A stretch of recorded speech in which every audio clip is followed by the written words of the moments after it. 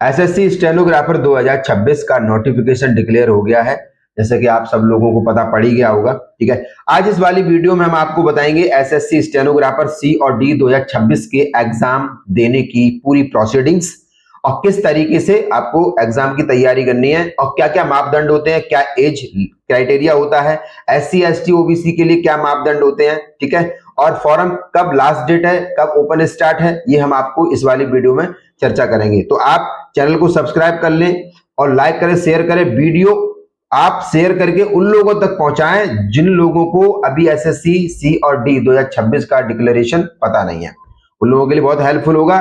तो चलिए come to the point, हम आपको स्टार्ट करते हैं इस वीडियो में बताने के लिए। सबसे पहले आता है आपका पोस्ट का नाम, यानी कि एसएससी हर साल इस एग्जाम को कंडक्ट कराती है। सी और डी दो लेवल पर एग्जाम कंडक्ट होता है, यानी कि डी के लिए अलग और सी के लिए अलग। अब देखिए डी के लिए क्या है, डी के लिए आपका बहुत कम स्पीड होता है और सी के लिए आपका थोड़ा स्पीड ज्यादा होता है। हम उस स्पीड की भी चर्चा करेंगे। उससे पहले आपको क्या करना है, एसएससी स्टेनोग्राफर सी, एसएससी स्टेनोग्राफर डी के लिए कुल आपको किस वैकेंसी के लिए करना है। सबसे पहले आपका आता है लगभग 731 पोस्ट है। कितनी है? 731 पोस्ट पर इस साल भर्ती होगा एसएससी स्टेनोग्राफर सी और डी ग्रुप के लिए।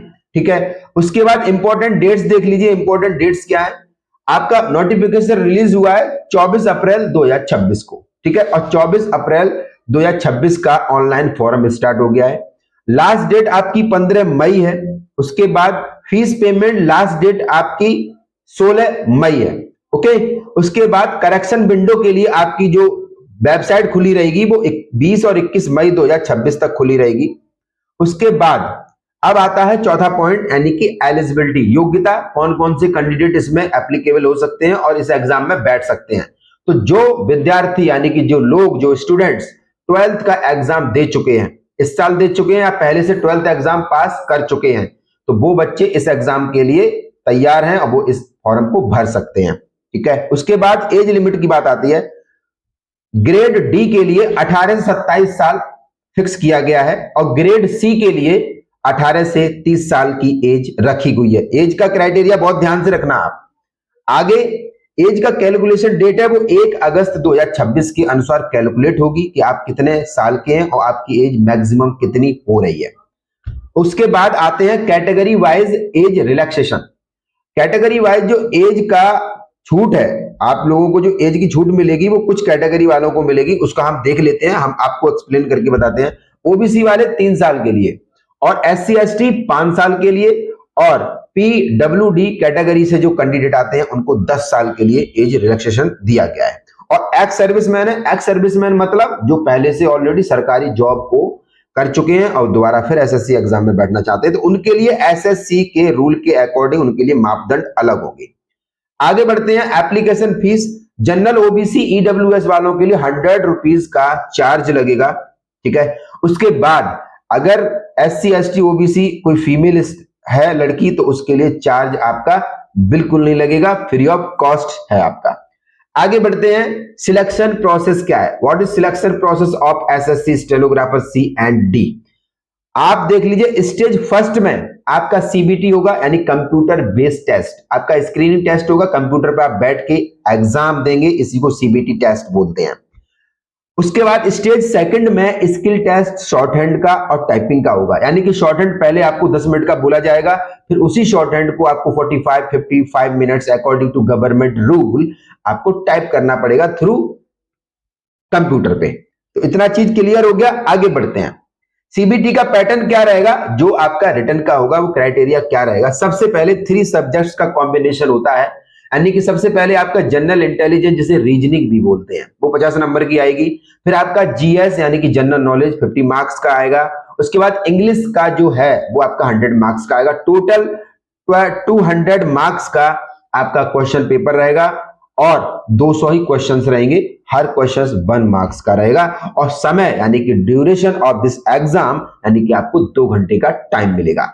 इतना चीज क्लियर हो गया, समझ गया। अब आगे बढ़ते हैं, आगे समझिए किस तरीके से होगा। निगेटिव मार्किंग भी है, तो हमेशा ध्यान रखें एग्जाम देते वक्त आप क्वेश्चन जो आए वही करें, जो क्वेश्चन नहीं आए उसे आप छोड़ दें। क्योंकि अगर आपने गलत क्वेश्चंस का आंसर दिया तो आपका नेगेटिव मार्किंग में पैटर्न है, आपका 0.25 मार्क्स कटेंगे। अब इसका कैलकुलेशन लगा लेना, अब ये मत बोलना कि 25 कैसे होता है, ये सब कैलकुलेशन खुद से लगाना, आपको समझ आ जाएगा कि 0.25% का जो मार्किंग कटेगा वो किस तरीके से कैलकुलेट होती है। इस पर भी हम वीडियो बनाएंगे, बट अभी आप थोड़ा ऑब्जर्वेशन ले लीजिए किस तरीके से होता है।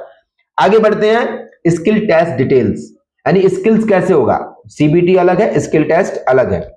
स्किल टेस्ट डिटेल्स क्या, ग्रेड डी के लिए इंग्लिश का डिक्टेशन बोला जाएगा 80 वर्ड पर मिनट, यानी कि मैं फिर इस चीज को दोबारा दोहरा रहा हूं, डी कैंडिडेट जो है वो 80 वर्ड पर मिनट पे मैटर लिखेंगे, और हिंदी का जो मैटर है 65 वर्ड पर मिनट पे लिखा जाएगा, जो हिंदी के शॉर्ट हैंड वाले लोग हैं।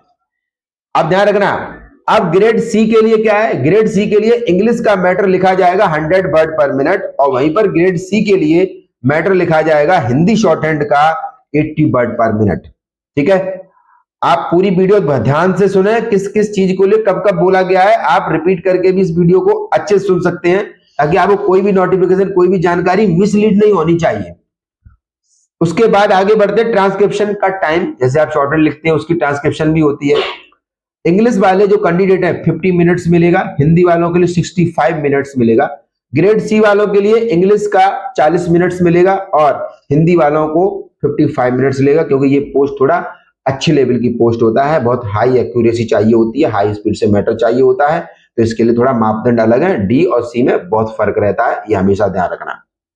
आगे सैलरी डिटेल्स पे आते हैं। सैलरी डिटेल्स क्या है, ग्रेड सी का जो सैलरी है लगभग 51,000 रुपीज के अराउंड स्टार्टिंग होगी। ठीक है, और बहुत सारे अलाउंसेस मिला करके आपको अच्छा खासा सैलरी पड़ जाता है, वो आपका जब सिलेक्शन होगा तब वो चीज डिक्लेयर होगी। ग्रेड डी वालों के लिए 38,000 ऑलमोस्ट एक आइडिया दिया गया है कितने से स्टार्टिंग होगी सैलरी, और अलाउंसेस के साथ साथ जुड़ करके ये थोड़ा काफी अच्छा इंक्रीज कर जाता है। ठीक है, आगे ध्यान रखें, जॉब लोकेशन, पूरे इंडिया में सेंट्रल गवर्नमेंट मिनिस्ट्री डिपार्टमेंट में पोस्टिंग मिल सकती है। मतलब सेंट्रल गवर्नमेंट का जितना भी बड़ा डिपार्टमेंट है, जितनी भी एम्बेसी है, ज्यादातर मोस्टली सी ग्रेड के लोग एम्बेसी में ही जाते हैं, डी भी ग्रेड के लोग जाते हैं, लेकिन थोड़ा पोस्ट का डिफरेंस होता है। तो हमेशा ध्यान रखना, सेंट्रल गवर्नमेंट की जितनी भी पोस्ट, जितने भी एरिया है सेंट्रल गवर्नमेंट के अकॉर्डिंग जितने भी डिपार्टमेंट आते हैं, उन सारे डिपार्टमेंट्स में आपको इस लेवल की पोस्ट आपको मिलेगी। उसके बाद एसएससी स्टेनो सिलेबस क्या रहेगा, ये आप जाकर के सरकारी रिजल्ट.com की वेबसाइट पर चेक करेंगे, क्योंकि ज्यादा अगर विस्तार से एनालिसिस करेंगे तो वीडियो बहुत लॉन्ग हो जाएगी। ये चीज आपको बताने वाली नहीं है, ये आपको सारा वेबसाइट पे सिलेबस पैटर्न क्या रहेगा, किस चीज को कैसे पढ़ना चाहिए, वो आपको उस वाली वेबसाइट पर मिल जाएगा। तो ध्यान रखें, आप एसएससी स्टेनोग्राफर 2026 के लिए अगर तैयार हैं या तैयारी करना चाहते हैं तो आप स्टार्ट कर दीजिए, क्योंकि वैकेंसी आ गई है, 731 पोस्ट हैं इस पे। और हम स्टेनोग्राफी में शॉर्ट हैंड के हमारी वीडियो लेक्चर देखते रहिए, किस तरीके का शॉर्ट हैंड और टाइपिंग आपको तैयारी करनी है, किस तरीके से आपको घर बैठे सीखना है शॉर्ट हैंड और टाइपिंग, वो हमारी डिफरेंट वीडियो में। चैनल को सब्सक्राइब करेंगे, नोटिफिकेशन आप तक पहुंचती रहेगी, और लाइक करें, शेयर करें, कमेंट करें वीडियो अगर अच्छा लगा हो। और फिर मिलते हैं हम एक नई अपडेशन के साथ, एक नई वीडियो के साथ, तब तक के लिए जय हिंद, जय भारत।